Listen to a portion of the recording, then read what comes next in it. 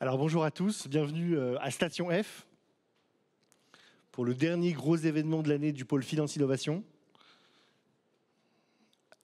Finov, placé sous le signe du développement durable, de l'impact de l'ESG, ici en main stage, et là-haut, sous le signe du paiement et de la blockchain et de la finance décentralisée, là-haut, près des stands. Bienvenue à tous, installez-vous.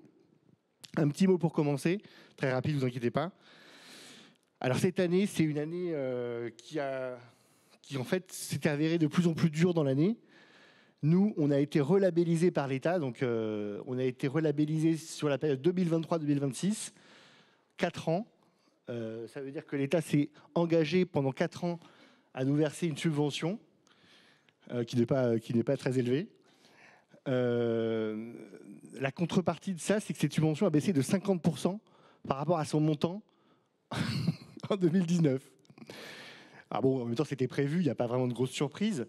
Je vous dis ça pas pour dire forcément que c'est une mauvaise nouvelle, mais pour dire que la situation se tend et la liquidité, qu'elle soit étatique ou la liquidité des investissements, devient plus contrainte. Alors ça, c'est lié macroéconomiquement à la hausse des taux. La hausse des taux font que les institutionnels vont vers des actifs non risqués et se désengagent des actifs risqués que sont le private equity et surtout le financement en seed de nos startups. Donc on l'a vu, le FinTech 100 qu'on fait avec Truffle, on l'a déjà vu en 2022 et puis ça va encore s'accentuer en 2023. Donc ça, c'est bon, clairement, il faut dire les choses, c'est quand même pas une bonne nouvelle. Ça fait que les valorisations s'effondrent, baissent, et ça rend difficile la levée de fonds. Alors moi, je dis toujours, même si c'est pas hyper positif, voire négatif, on a connu une période plus difficile, la période 2010-2015. Cette période qui s'est ouverte en 2022 et qui s'accentue en 2023, c'est une période en fait qui va favoriser la restructuration du secteur, les rachats. Il y a une atomicité d'entreprises, certaines vont être rachetées. Et nous, à Finance Innovation, on est une association qui favorisons les associations qui font l'innovation. Aujourd'hui, les institutionnels et donc les investisseurs ont moins besoin d'aller chercher du risque et moins besoin d'aller financer les entreprises.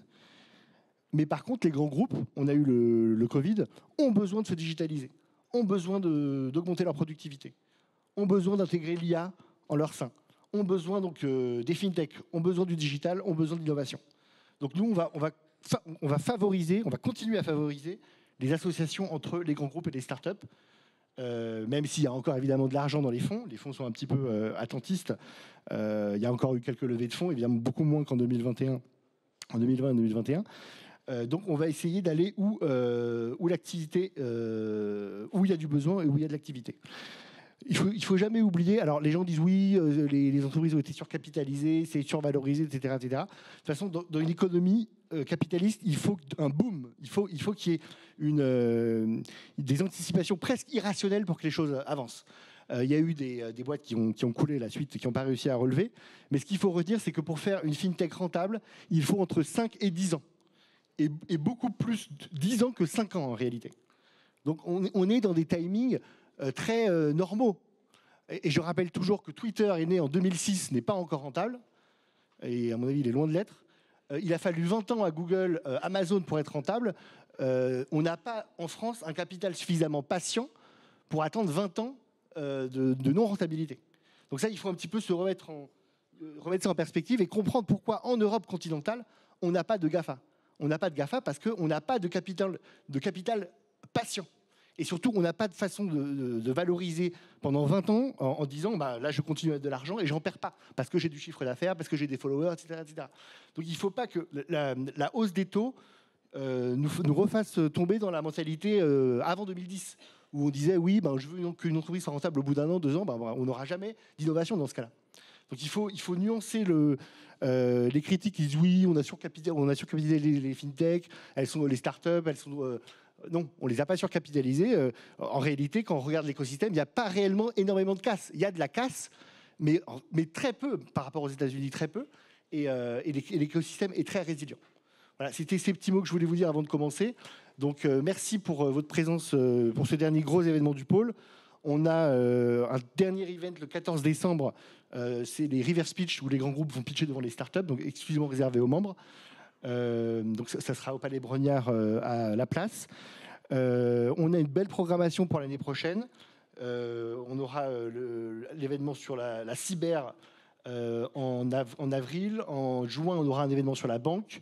On aura un événement, on aura évidemment le DAF Day à l'automne. On aura Insurday.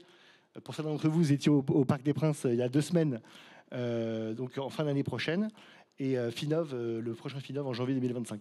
Donc je vais laisser maintenant la place à Cyril Armange, le directeur général adjoint du pôle. Il nous a préparé une superbe table ronde avec des acteurs clés de l'écosystème. Cyril, à ton tour. Merci à tous.